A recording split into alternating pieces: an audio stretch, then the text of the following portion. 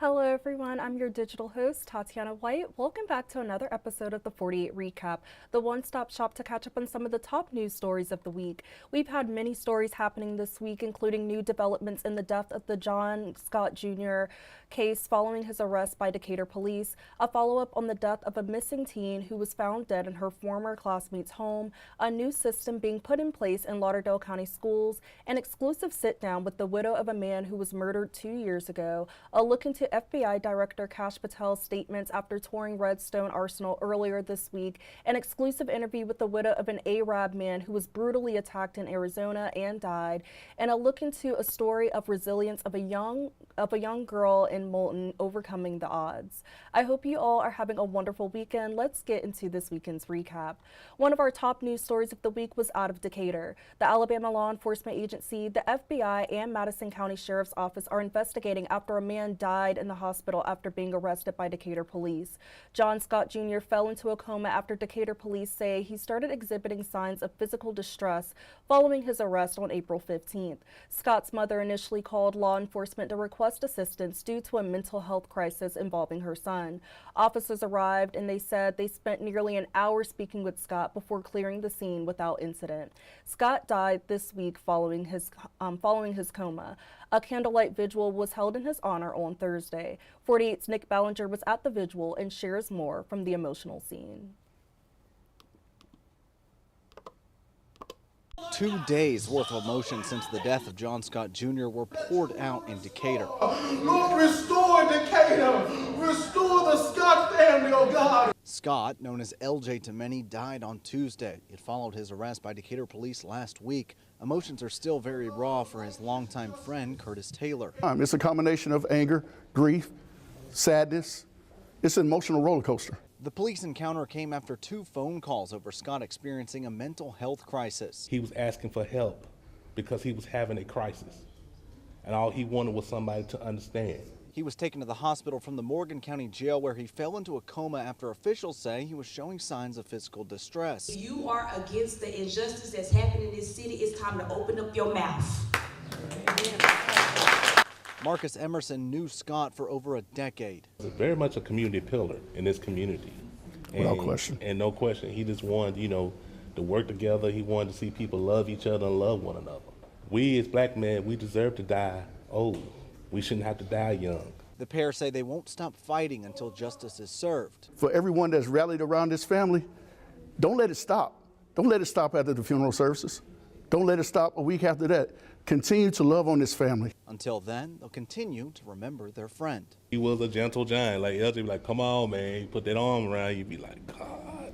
I can hear that Yonkers draw. Yeah. And be like, come on, big bro. Aight. Yep.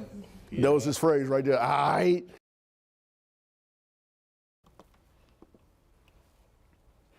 And if you would like to see more on the Decatur Police Department's statements following the incident and the unedited footage from the police body cam, visit WAFF48.com to see the latest on what we've covered on this incident. And a follow-up on the missing teen who was found dead in her former classmate's home in Ardmore on April 17th.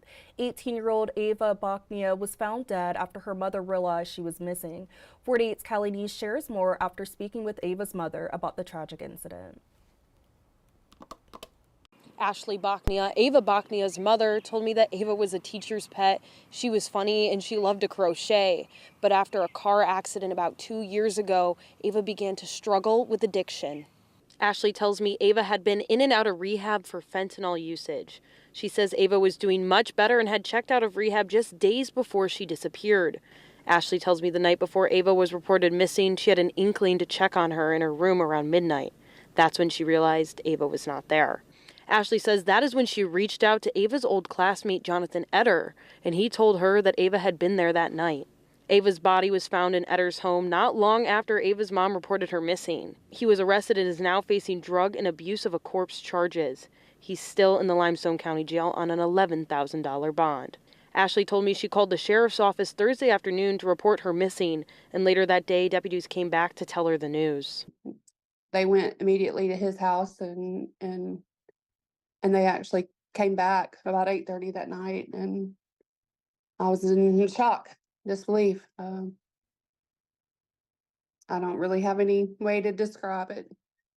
Ashley says that Ava had a lot of life left to live and she misses her very much. And I just wish she could have, stayed clean, and she had so much potential to really do a lot in life. Like I said, she was a bright, smart, funny, wonderful person that everybody loved. Limestone County Coroner Mike West says Ava's cause of death is still pending a toxicology report.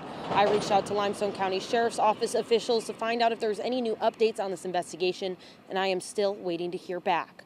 Reporting in Elkmont, Cali News 48 News, on your side. Ashley Bachnia, Ava Bachnia's mother. And in the Shoals, the Lauderdale County Sheriff's Office and school system are teaming up to help students who have been through traumatic events. They have rolled out a new initiative to protect students called the Handle with Care Alabama program. The Handle with Care program gives school officials a heads up whenever a student has an encounter with Lauderdale County deputies outside of school, whether it be during a domestic violence situation, a house fire, or any other potentially traumatic event for that student. Educators are told to handle a student with care through an online database that deputies and teachers have access to. Lauderdale County spokesperson Whitney Coates said that even if deputies are not able to get exactly what school in the system the student belongs to, if they enter a report, the school system employees are able to track the student down. She said that students will have a whole village behind them, from the school resource officers to teachers to the system's social workers. There are currently 8 other school districts using this program across Alabama, including the 3 public school districts in Madison County and Muscle Shoals.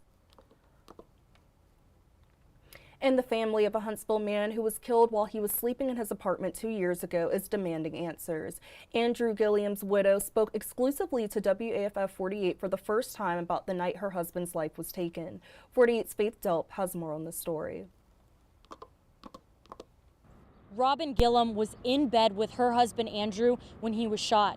She says losing her husband was the worst thing that has ever happened to her, and knowing his killer is still out there only makes her feel worse. Robin just wants answers, and her family is offering a $25,000 reward to anyone who can get them.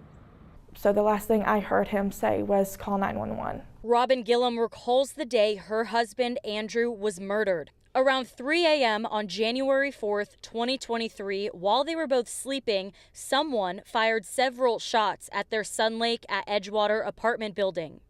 One of the bullets crashed through the Gillum's window and hit Andrew. She remembers waking up confused to Andrew telling her to call 911. I honestly thought it was fireworks to start with.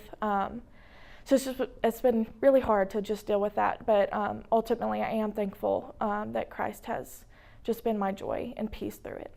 The 27-year-old aerospace engineer was rushed to the hospital and later died from his injuries. Huntsville police have searched for his killer ever since, but have not been able to find them. Robin remembers Andrew as quiet, wise, and funny. She says she never doubted his love for her in their 2 years of marriage. He loved the Lord, and you could tell through his actions and just the way he treated me. He always was very loving towards me, and I never had any doubt that he loved me. And we had fun together. We goofed off a lot. Robin says the family is only going to offer this $25,000 reward until the end of May. If the killer is not found, a majority of that money will go to a scholarship in honor of Andrew. Anyone who has any information is encouraged to contact Crime Stoppers. Reporting in Huntsville, Faith Delp, 48 News, on your side.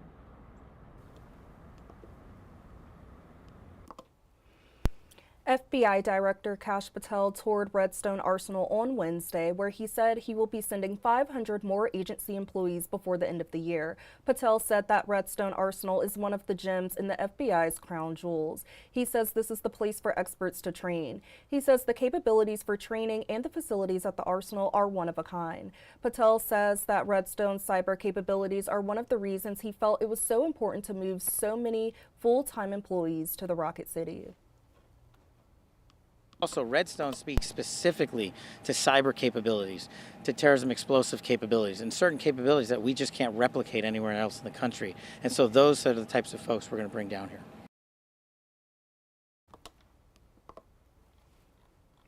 Patel said that Redstone will host not only domestic FBI units, but will also become a training hub for interagency and international partners.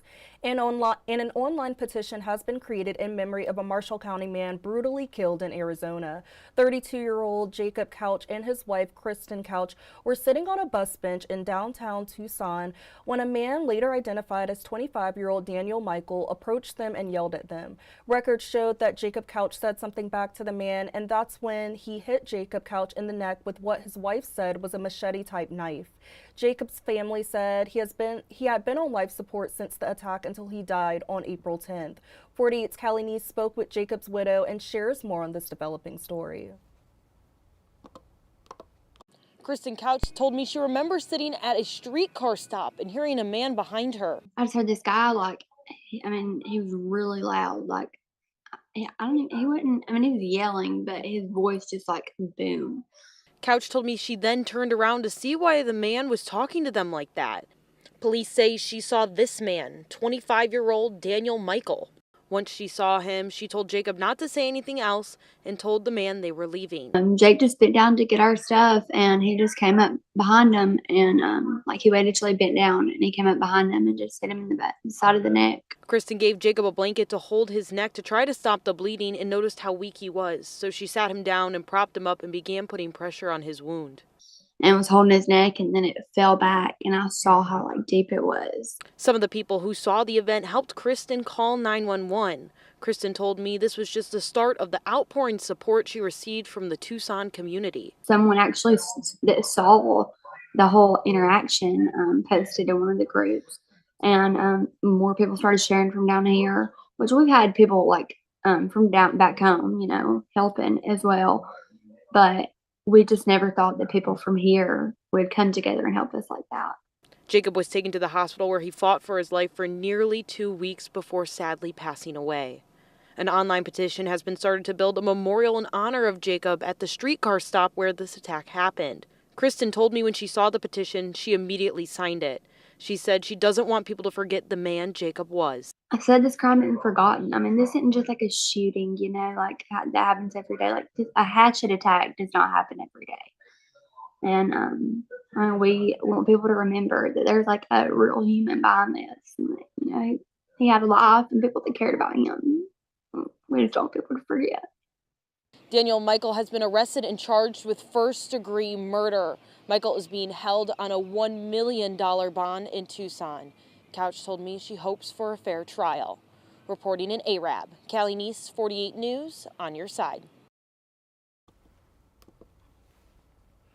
And one 5-year-old girl in Moulton has already overcome more than most people do in their entire lives.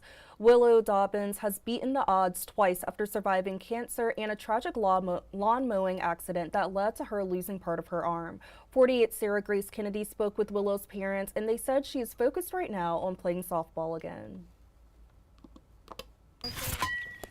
Life threw Willow Dobbins a curveball in 2022 when she was diagnosed with neuroblastoma after doctors found a tumor attached to her adrenal gland and spinal cord. We woke up one Saturday morning and Willow couldn't walk, she couldn't talk, she couldn't even sit up without assistance. Willow was also diagnosed with OMS, a very rare autoimmune disorder that impacts only 1 in 10 million children. Willow's mom, Brianna Dobbins, tells me that Willow has now been in remission since July of last year. I ask myself why all the time, why Willow? Why does this have to happen to her?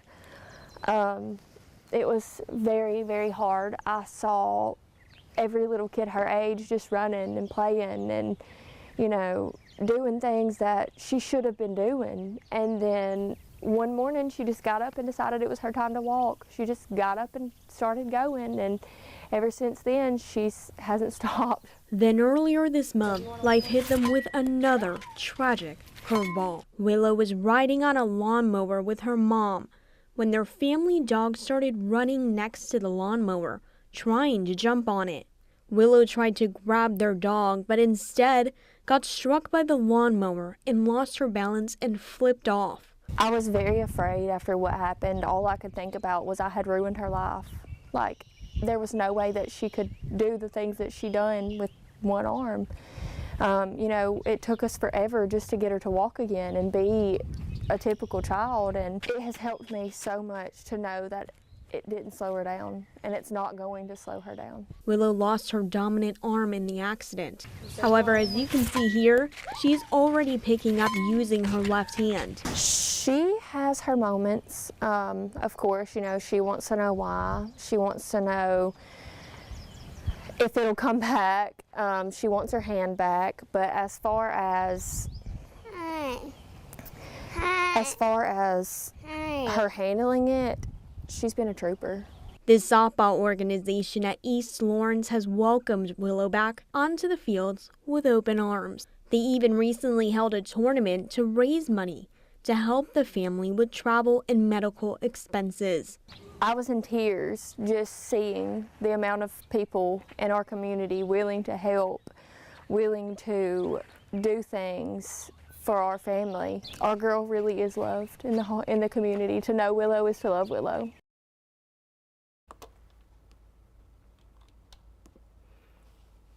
Yes, this is one of my favorite stories of the week, and it's just such a remarkable story of a brave and resilient young girl. And coming up after the break, a look into the events happening in the Huntsville area this week, including the National Prescription Take Back Day and, of course, Panoply. I will see you all back in just a minute.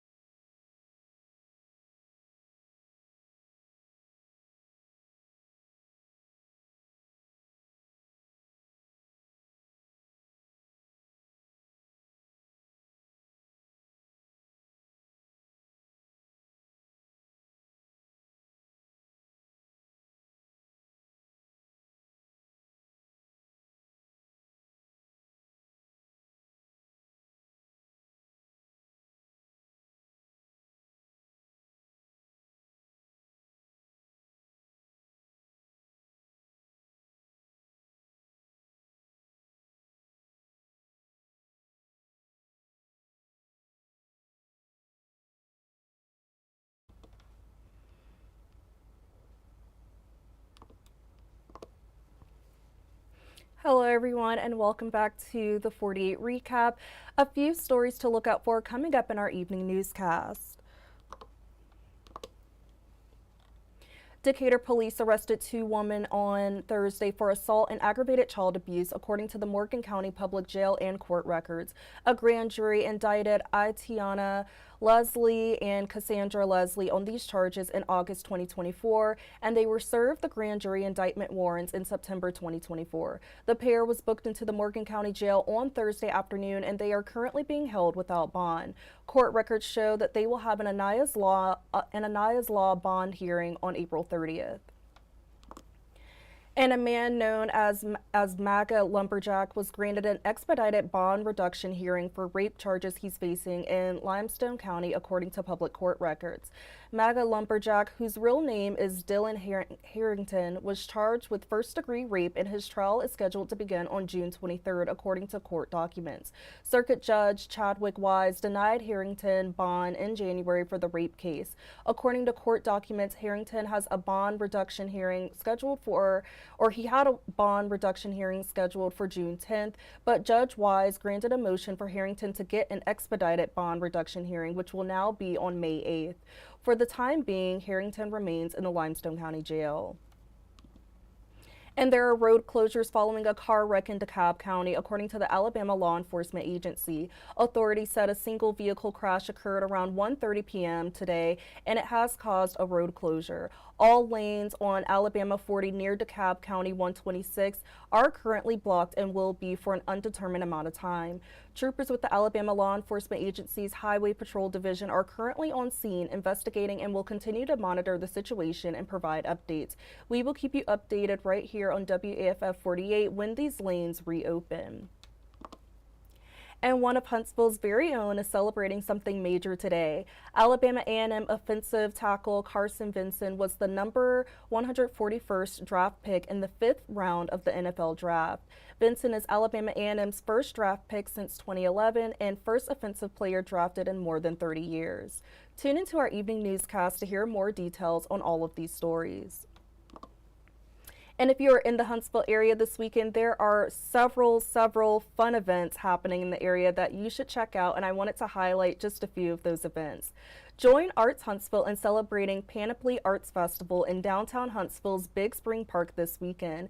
They're welcoming more than 100 visual artists from various mediums in the fan favorite art marketplace, 2 musical performance stages featuring over 30 musical acts by local bands and musicians, a variety of culinary artisan food trucks, kid-friendly interactives and STEAM activities, community art projects, and so much more. The first day of the festival was yesterday, but it will be going on today and tomorrow as well. Panoply will be open to go to today until 9 p.m. and tomorrow from 11 a.m. to 6 p.m. Day passes are $15 and kids 12 years old and younger get in for free. Weekend passes are no longer available, but you can still get same-day tickets. And you can visit artshuntsville.org/event/Panoply for more information about the festival and to purchase your tickets. This weekend, you can also check out the Huntsville Comic and Pop Culture Expo. This is a family-friendly 3-day event that started yesterday. It is in the heart of beautiful downtown Huntsville, celebrating all things comic and pop culture. The show will include over 60 special celebrity guests, over 200 vendors and artists, and authors alley, cosplay contest, a gaming room, discussion panels, and so much more. This is being held at the VBC South Hall. It is going on until 6 p.m. tonight and tomorrow from 11 a.m. to 5 p.m. Tickets can be purchased online at hsvexpo.com.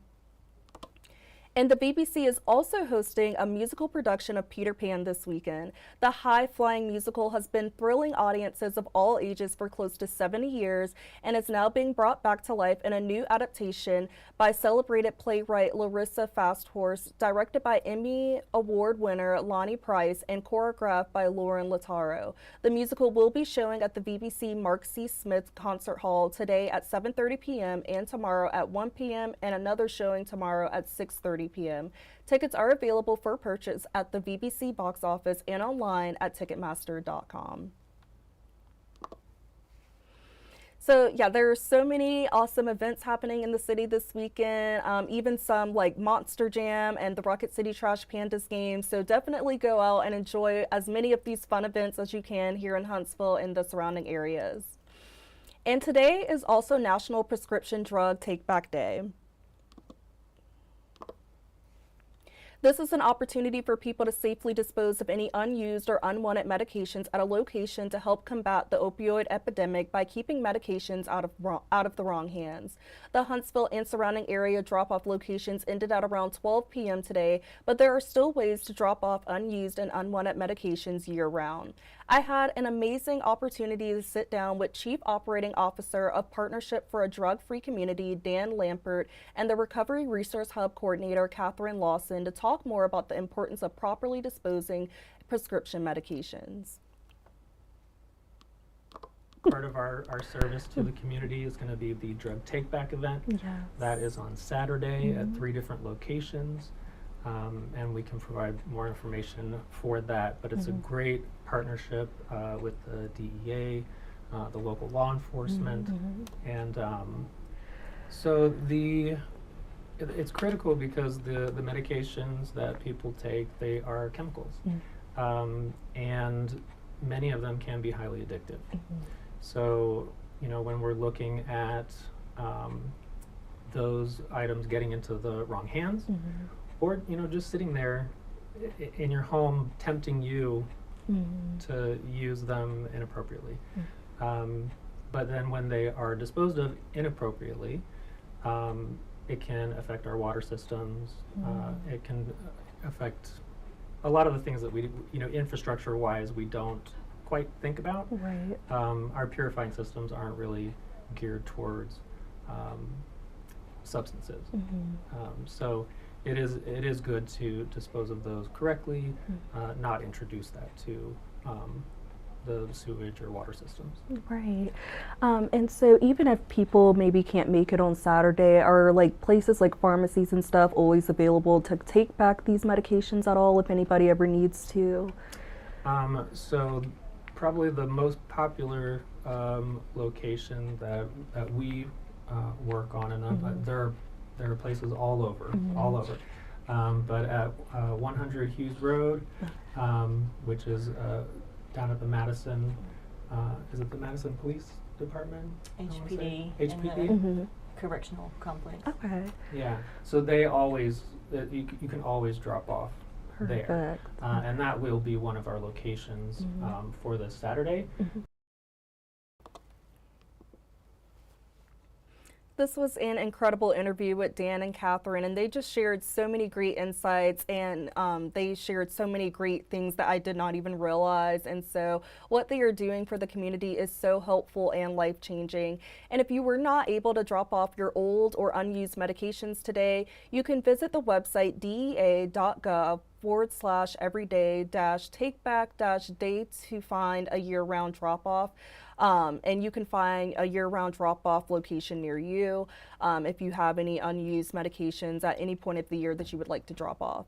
And Huntsville Police Officer Bruce Jansen said it was a really good turnout today here in Huntsville for the Prescription Drug Take Back Day. He said the HPD headquarters received 189.6 pounds of unused or old medications from people in the community to be properly disposed. And to hear more about all the wonderful things Partnership for a Drug-Free Community is doing to fight against substance misuse and promoting healthier lifestyles, and to find out how to get involved with their work, whether as a volunteer or to receive free help, the full 48 Now interview is available to watch on our website at WAFF48.com under the Digital Shows tab. That's all I have today for the 48 recap. Let's check out some of the Saturday snapshots people submitted today.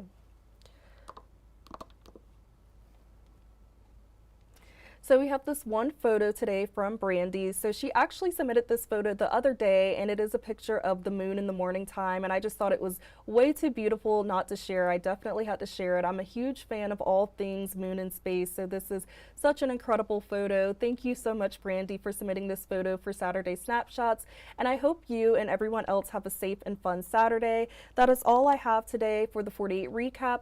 Don't forget to tune into 48's Weather Extra segments. Our meteorologists go live every Monday through Friday at 10:30 a.m. and 9:30 p.m. and every Saturday and Sunday at 8:15 a.m. and 4:30 p.m. for the 48 First Alert Weather Extra segment, which is just another way to give you all extra insights on the latest weather forecast. There won't be a Weather Extra segment this afternoon, but you can catch meteorologist Jeff Denoyer tomorrow morning at 8:15 a.m. with another edition of the Weather Extra. Our meteorologist Chelsea Aaron's last show with WAFF 48 was yesterday. We're going to miss her so much, but we're so happy for her as she continues to excel in her career, and we wish her all the best. Make sure to download our 48 apps and follow us on our Facebook and YouTube channels so you don't miss any updates on the weather. And if you would like to stay connected with me throughout the week, please be sure to follow my Facebook page at Tatyana White, WAFF 48. Take care, everyone.